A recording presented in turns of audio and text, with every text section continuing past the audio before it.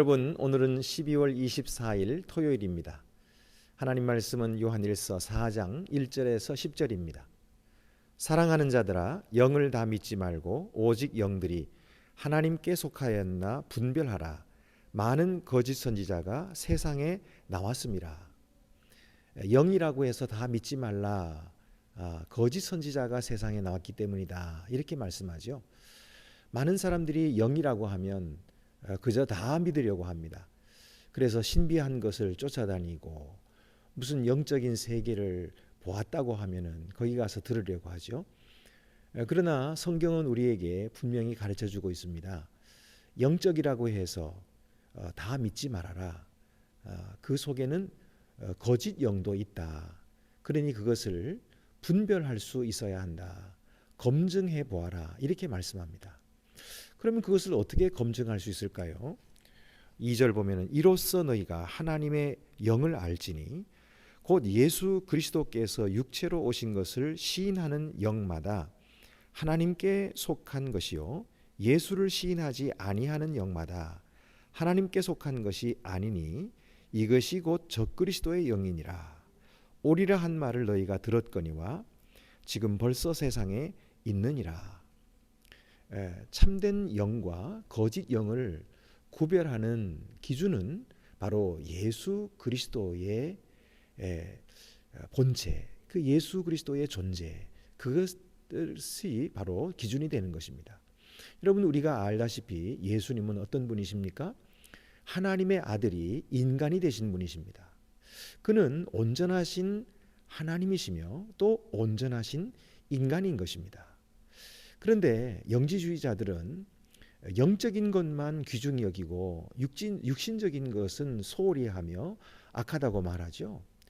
그래서 예수 그리스도에 대해서도 그렇게 말합니다. 그는 그저 영으로 임하신 것이지 육체로 임한 것은 아니다. 그래서 그의 육체로 오심을 부인하는 것이죠. 이런 것들이 바로 적그리스도라는 것입니다.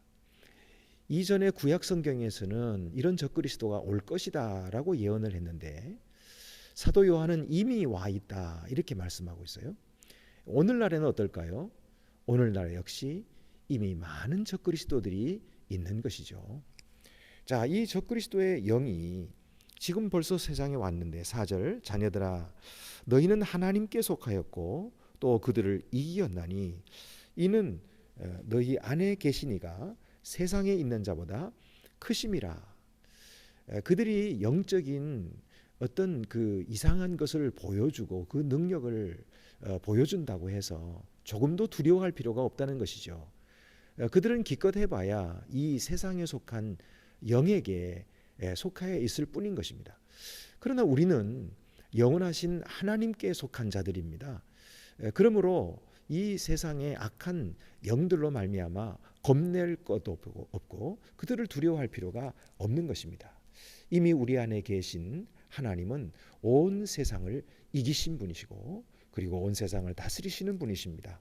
5절에 그들은 세상에 속한 고로 세상에 속한 말을 하매 세상이 그들의 말을 듣느니라.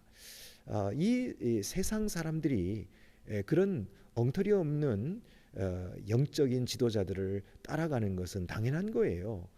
그들은 영적인 것을 분별할 줄도 모르고 또 자기들에게 속한 자들이기 때문에 그들을 따라가는 것이죠. 그러나 우리는 다른 것이죠. 6절에 우리는 하나님께 속하였으니 하나님을 아는 자는 우리의 말을 듣고 하나님께 속하지 아니한 자는 우리의 말을 듣지 아니하나니 진리의 영과 미혹의 영을 이로써 아느니라. 지금까지 우리가 들은 복음, 우리 주 예수 그리스도가 이 세상에 사람의 몸을 입고 오셨다고 하는 이 귀한 소식이 바로 진리인 것이죠. 이 진리를 듣고 진리에 순종하고 진리에 따르는 자만이 구원을 얻는 것이고 하나님의 자녀가 되는 것이죠. 그렇지 않고 이 진리를 거부하고 이 진리에 대해서 반대하는 자들은 결코 하나님의 자녀가 될 수 없다는 것이죠. 그래서 7절입니다. 사랑하는 자들아 우리가 서로 사랑하자. 사랑은 하나님께 속한 것이니 사랑하는 자마다 하나님으로부터 나서 하나님을 알고 사랑하지 아니하는 자는 하나님을 알지 못하나니 이는 하나님은 사랑이심이라. 여기에 우리들이 서로 사랑하는 이유에 대해서 말씀하고 있어요. 그 이유는 하나님이 사랑이시기 때문이에요. 우리가 바로 그 하나님께 속한 자들이기 때문에 우리는 서로 사랑하는 것이죠. 그리고 그 사랑하는 마음이 언제나 우리의 마음속에 우리를 끌고 있는 것입니다. 이것이 성령의 감동이신 것이죠. 그래서 여러분, 하나님은 우리를 그렇게 사랑이시기 때문에 우리를 사랑 가운데로 끌고 계시고 우리로 하여금 계속해서 서로 사랑하게 하신다 하는 것입니다. 여기서 참 중요한 것은 하나님은 사랑하신다 이렇게 말씀하지 않고 하나님은 사랑이시다 이렇게 말씀했죠. 하나님의 본질이 사랑이라는 겁니다. 다시 말하면은, 쉽게 말하면은 하나님은 사랑 덩어리신 거죠. 하나님에게서 나오는 모든 것이 사랑이에요. 그래서 그 사랑의 하나님을 우리가 가까이 하면 할수록 우리는 더욱더 사랑하게 되는 것이죠. 그래서 9절입니다. 하나님의 사랑이 우리에게 이렇게 나타난 바 되었으니 하나님이 자기의 독생자를 세상에 보내심은 그로 말미암아 우리를 살리려 하심이라. 그렇습니다. 하나님의 사랑이 어떻게 우리에게 나타났습니까? 바로 자기의 독생자를 세상에 보내신 것이죠. 그것이 바로 내일 성탄절입니다. 예수께서 세상에 오신 것이죠. 하나님의 아들이 인간이 되신 것이죠.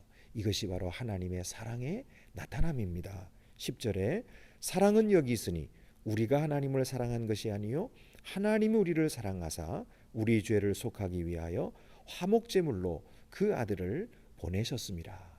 우리가 우리의 죄로 말미암아 진노를 면치 못할 자였지만은 우리에게 내려질 그 진노, 그 벌을 예수 그리스도께서 대신 받으신 것이에요.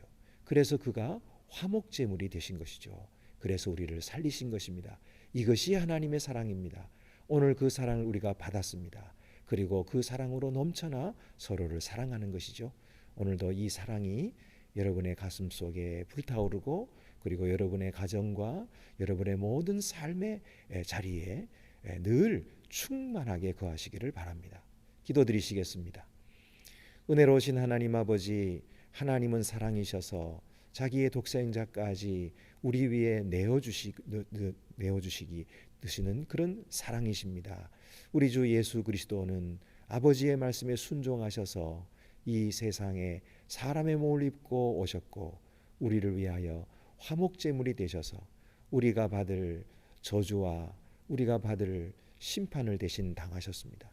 이 귀하신 사랑을 항상 깨닫고 그 사랑에 감격하며 주님을 찬양하게 하시고 그리고 그 사랑에 응답하는 삶을 우리가 살 수 있도록 도와주시옵소서. 우리 주 예수 그리스도의 이름으로 기도드립니다. 아멘.